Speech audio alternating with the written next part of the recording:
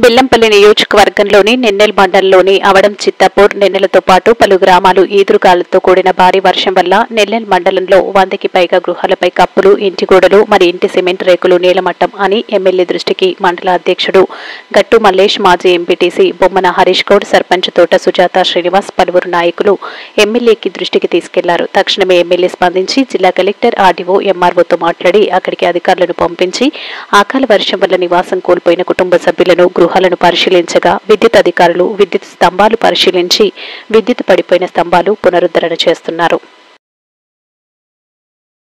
నమస్కారం. నిన్న రాత్రి అకాల వర్షాలలో నెన్నెల్ మండల అయిన జనాలకు లాస్ అయింది. చాలా బాధాకరమైంది.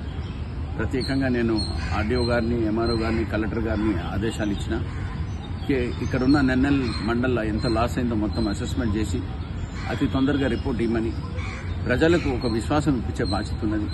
నేను రేపు మళ్ళా బెల్లంపల్లికి వచ్చి నెన్నెల్ మండల్ గ్రామంలో మొత్తం తిరిగి ఉన్న ఎంత లాస్ అయిందో అసెస్మెంట్ చేసి జనాలకు ఎంత తొందరగా రిలీఫ్ దొరకాలని ఆ కార్యక్రమాన్ని మళ్ళొకసారి కలెక్టర్ గారికి అప్పీల్ చేసిన, లెటర్ రాసి కూడా పంపించిన, ఆయనతో మాట్లాడినా ఆయన he will take up the issue immediately అని చెప్పారు.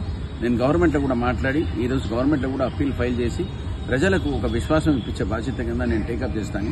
ఎందుకంటే నేచర్ని మనం తట్టుకోలేము.